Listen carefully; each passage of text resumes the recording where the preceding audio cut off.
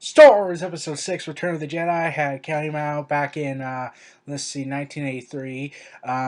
Hey everyone, this is Neo Reality Entertainment, and I wanted to go ahead and get my thoughts on what many people consider the, quote, weakest of the original trilogy, as in it just wasn't as good as Empire or the original Star Wars A New Hope. So, and I think I know why, like, oh god, Ewoks. And I have an interesting thing I found out about what you would later see in Revenge of the Sith that actually kind of would make you a little upset. Anyways, the plot focuses on Luke Skywalker, who has now become a full-fledged Jedi Master at this point, and is very badass, and has grown from the overconfident, not ready Jedi that he was in Empire Strikes Back.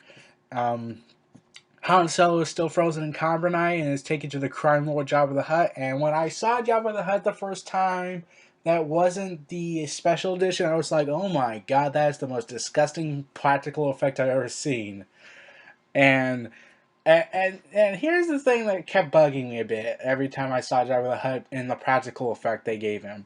Like, Jabba the Hutt just seemed more bigger than the CGI version, where the CGI version of him was very skinny, was more skinnier than him, especially in the Clone Wars series. So, I wonder why they. So, like, someone can make the argument, oh, maybe Jabba the Hutt gained weight between, like, the amount of time that happened since, like, the last time you would see him in New Hope in the special editions was practically 2 years or so. So that could make an argument. So I wouldn't know. And anyways, so and okay, like there's somewhat exposition in this movie that didn't really bother me. Like I said, I could handle episode one and episodes 1 through 3's exposition dialogue. So there's that. And then we saw the Sarlacc pit and then there's the Rancor. Let me go to the Rancor part. Like, that was awesome to see. And I had to remember, this is a practical effect. And this would have been a CGI monster had this came out in the modern times. And it was just simply awesome to see. And especially the guard crying. Like, that was just hilarious to see. Like, I get he's depressed that his pet's dead. And but the way he's reacting is just so funny to me. But yeah, and then Luke and the others are taken after Leia freed Han Solo and later was captured. Lando Calrissian is secretly a guard. Chewbacca is, well, a prisoner.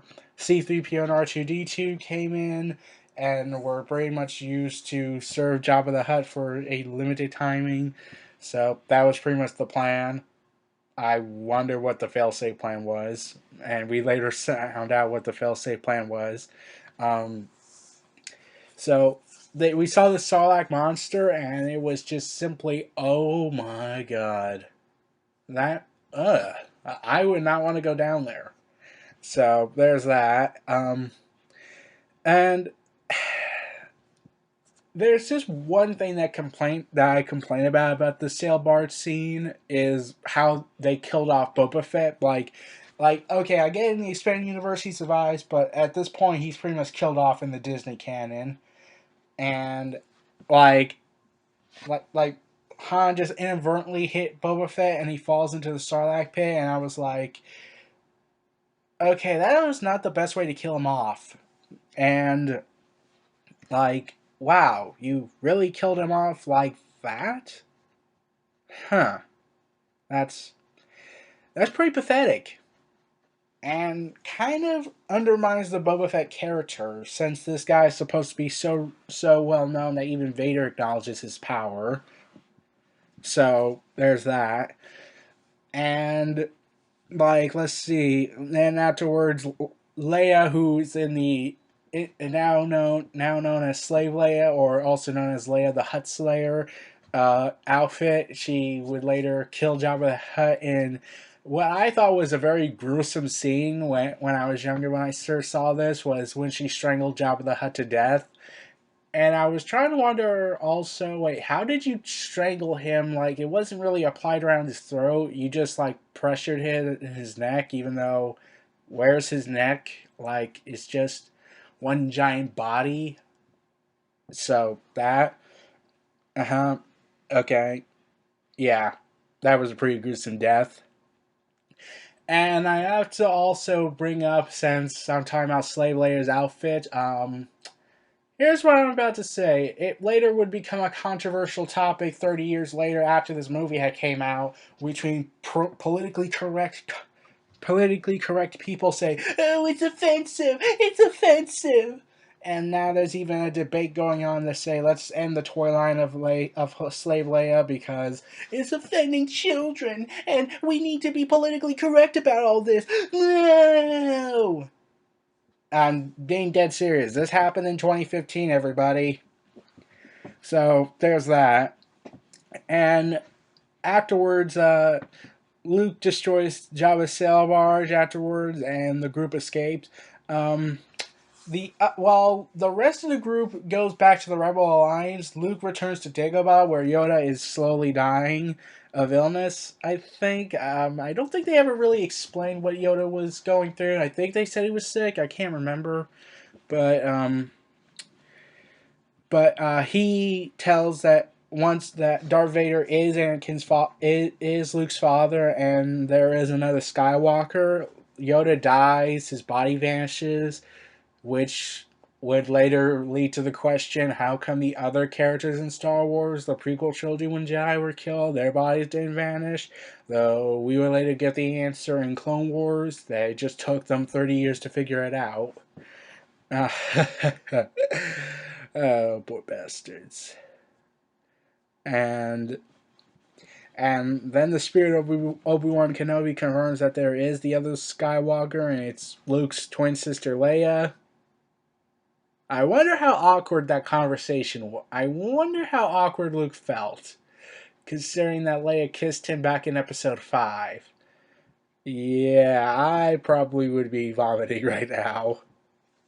Since, oh god, I just kissed my sister. Huh. Okay, this is awkward. And Obi-Wan tells Luke that he has to fight Vader to defeat the Empire, even though the Emperor's the leader. And Obi-Wan alerts Luke to keep his emotions and feelings in check because attachments are dangerous, even though attachments are inevitable and therefore it's kind of impossible to prevent. Huh. I wonder how stupid the Jedi Order is. Oh, wait, I explained this in previous videos. Never mind. And the Empire is constructing the Death Star, and we see the Emperor for the first time. Well, for me, it was the fifth time for me, since I saw the prequel trilogy first. So there's that, and the Emperor now, it looks way different than the Emperor in Episode 3, since they gave his practical effect, I think it was, or CGI'd face. It was hard for me to tell. And compared to the Emperor now, like, someone could make the argument, oh, it's been 20 years since that face appeared, so maybe it's wrinkled up and shriveled and decayed. So, yeah. And the Emperor is talking to Vader about our plan to conquer the galaxy and whatnot. And over the top acting at times. And the Emperor is overseeing the construction of the new Death Star, which begs the question to a lot of people, how did they have 2 years to build this new Death Star in such short amount of time? And they didn't build the Death Star, and it took them 20 years to build the first Death Star. So that begged the question, how do they make the second Death Star in such short amount of time, especially being bigger than ever? Well, in the expanded universe, I believe they said that they were actually constructing 2 Death Stars at the same time. It took longer for the second one because it was much bigger and wasn't fully completed yet. So, yeah. But Disney said that never happened. Therefore, you have to believe that it took 2 years. Yeah. Okay. F Disney. And as the Rebel Alliance prepare their attack on the Empire one more time at Endor, they have to go ahead and destroy the energy shield, and Han leads a strike team to destroy it on the forest moon of Endor. Doing so would allow a squadron of starfighters and ships to attack the Death Star and destroy it. And okay, this is where everyone starts to say this might make or break the movie, is the freaking Ewoks. Now, as a kid, it didn't bother me, but when I looked at it now and saw how but even as a kid, I kept having a hard time buying. Wait, I saw episode 3, and these stormtroopers were well, not really stormtroopers, but like, not really the clone troopers sense. They were explaining the expanded universe much better than the one we got in the new Disney canon. Still saying the Emperor becomes an idiot after that. Um, like, the fact that it's, I had a hard time buying that. I had a hard time buying Ewoks being the ones that defeat the Empire. Like, I get the concept is nature versus technology, but even then, I still questioned how did these little furry creatures beat the Empire? Like, that's a hard thing for me to buy. Now, here's what I'm about to tell you guys when you listen to this, but I found out something. And remember in Revenge of the Sith, we saw the the Wookiee species take on the Trade Federation or the Confederacy in episode 3? Well, I had found out that that was actually the original plan. The original plan was to go to Kashyyyk and let the Wookiees take on the Empire, and I would have bought that more if it was the Wookiees. Chewbacca species, and like, once again, I was like, okay, this is okay. That would have made more sense. Like, especially how the Wookiees were treated in the expanded universe back when it was still canon. Had it been the final battle where it took place over Kashyyyk, um, I would have called it poetic justice because, well, considering how the Wookiees were treated in the Empire era, such such as, let's see, slavery, hunted for sport. They get invaded several times over just because there's a Jedi hiding over there. So yeah, if the Wookiees had been not the if the Wookiees had replaced the Ewoks, I would have been all right with that. And also, I'm pretty sure everyone would say it would have been awesome to see more Wookiees other than Chewbacca. But we will later get that in Episode 3. So yeah, George Lucas took some ideas from the original trilogy and put them into Episode 3, especially some things about Anakin and Luke. Yeah, I found that out in a later report earlier this year. But like, anyways, Luke tells them that after the Ewoks capture them and then let them go because they think C-3PO is a god. Yeah, it's about as stupid as you can think. Luke tells Leia he's her that he's his brother, and here's the one thing that always bugged me a bit. Vader is their father, and while as Luke took this suspension about this information very shocking, um, Leia didn't take it as shocking. Like, I thought, you're pretty much the leader of the Rebel Alliance, and you find out that the man that tortured you is your father. How do you not react to that? You just kind of do a surprise disbelief, but you don't really speak about it. Like, shouldn't there be like a state of denial? Like, shouldn't you be in denial about this? Like Luke was in Episode 5. We're not gonna focus on this. And speaking of speaking of encountering revelations, like, there was no scene of Han encountering Lando, considering Lando kind of got Han frozen in carbonite and was gone for an indefinite amount of time. I kind of forgot how long this took place after Episode 5. I think they said a year or 6 months.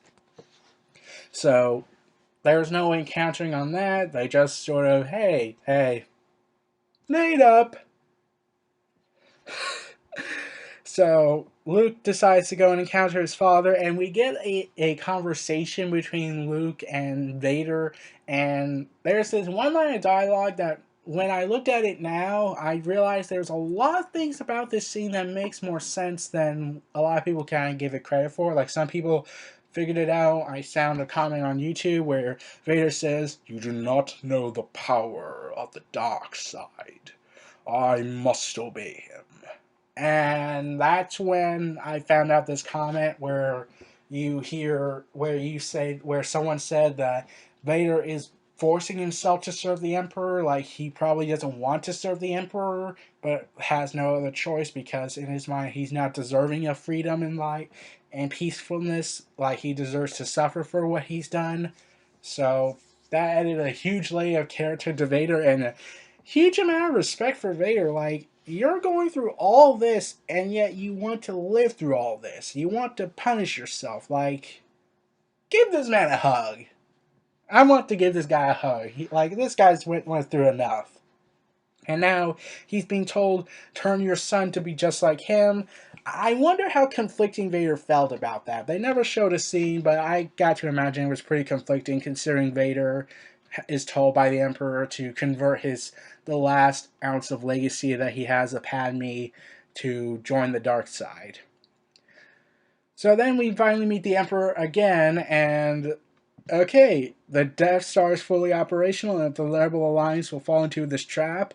And on Endor, Han's strike team is captured, but a surprise counterattack by the Ewoks. Like I said, I have a hard time buying Ewoks beating the Empire. I'm really trying to still buy that, but like the shield's still active. The Empire was waiting for them, and let's see. The Emperor also speaks in hilarious lines such as, "Oh, I'm afraid the deflector shields will be fully operational." I'm like, okay, that's the Emperor. That's him being comedian style, whatever. Like, he's just being so hilarious with how he's talking. And to be honest, it was seriously funny to hear him talk like that. Like, yeah, it's the Emperor. It's Ian McDiarmid. He has done his portrayal of the Emperor has been a comedian style so far, at times, while also threatening. So the Ewoks are helping the rebels beat the Empire. Like I said, I'm still having a hard time buying that. The Rebel Alliance in space is battling the Empire, and and here's the thing. Vader versus Luke 2.0, I mean, like, they spoiled it. They ruined the magic of it in the expanded universe and in the new Disney canon since they had Luke and Vader encounter each other numerous times. But the Emperor just gives this goofy smile, like, yes, that's it, Luke. Give in to your anger. And that led to me start making Palpatine quotes whenever I see WWE do stupid things with their faces, and I just want them to turn heel. And I just do Palpatine quotes, or just act like Palpatine. So, like, Vader and Luke are dueling, and then you see the scene where Luke's hiding, and you see his face. One half is in darkness, one half is in light. I didn't make much of it when I was younger, but when I saw it now, I was like, oh, this is the battle within Luke's soul. It's not just fighting Vader. And Vader threatens to also turn Leia to the dark side. Luke gets angry and strikes his father down and cuts off his right hand, his robotic right hand. And the Emperor made the biggest mistake yet by interrupting Luke's train of thought since had the Emperor kept silent, Luke would have fallen to the dark side. There's a reasonable doubt about that. And the Emperor screwed that up just by speaking. Silence is golden. And Luke refuses and declares himself a Jedi like his father was before him.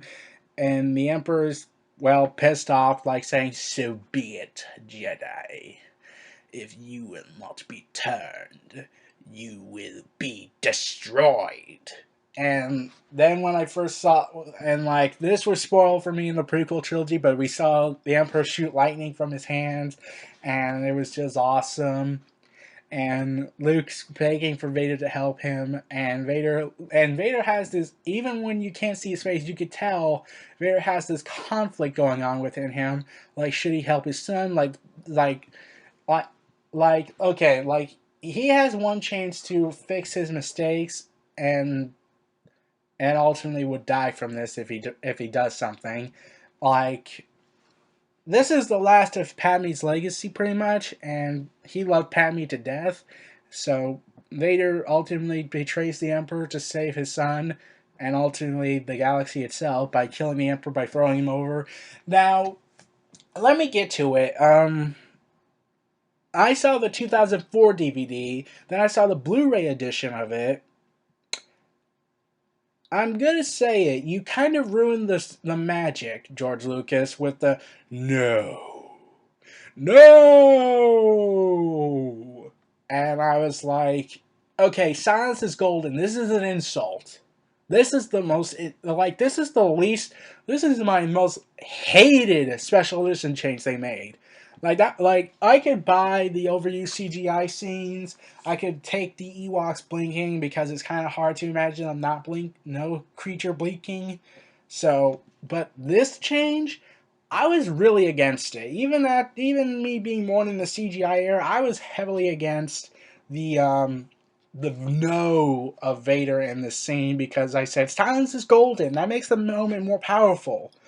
And and yeah, I really hated that addition they made. Like, I don't get the logic for that. I still don't, and I know that just harking back to no. But here's the main difference, and this is where I would say I didn't mind the no in episode 3. Episode 3 was the solidarity that Vader is now going to suffer, going to punish himself for life, whereas no in episode 6 is just, well, stupid. Yeah, that's pretty much my quote complex reasoning. So, yeah. And on Endor, the strike team defeats the Imperial forces, destroy the shield generator, and also the Rebel Alliance is now going inside the Death Star. But the Super Star Destroyer, when they took that out, it just took them one ship crashing into the bridge. I was like, okay, who built all these ships? Like, they have to be this. Like, the person who built the Death Star, the first Death Star, has to be the one that built the Super Star Destroyer. Like, it's so bad for you guys.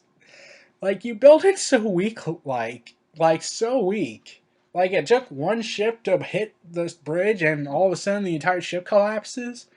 And then there's the part where the Death Star is destroyed just by firing into this tiny little hole that no one else could have detected, and yet somehow dead. Like, okay, whoever is building these stuff needs to be fired. So Vader is horribly wounded after the lightning effect, after getting lightning striked by the Emperor when he was screaming for his life and falling down into the pit of death.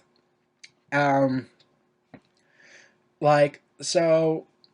Anyways, Vader dies. It's an emotional scene. It's not overplayed with CGI or with annoying special edition changes. They got rid of the eyebrows, and that didn't really bother me. So it didn't really bother me. So there's that, and the Rebel Alliance destroys the Death Star after Luke escapes, and with Vader's body, and Luke sets it on fire. And I always did this wonder, like, wait, where is Leia? Where's the others? And that's when I realized, oh wait, Vader. And after all the atrocities he did, no one would pay respect to Vader, since, well, after everything Vader did, you think this one act of redemption is gonna solve everything for them? No, there's still going to be some anger about it. Anakin Skywalker's legacy is forever tainted, for those who didn't know who he was. But then we get to Celebration. Like, okay, I like the special edition changes Celebration song compared to Yub Nub. Like, I just didn't really buy that. And then we see Hayden Christensen's ghost. Like, Like, I didn't watch the original, but I didn't know what changes were in there, what the original one had. But when I saw Hayden Christensen Ghost, I never really was bothered by it. But I did question one thing later on when the Clone Wars series happened. Like, it's a special ability that only a few Jedi know how to do, but yeah, yeah. How did Anakin learn this ability?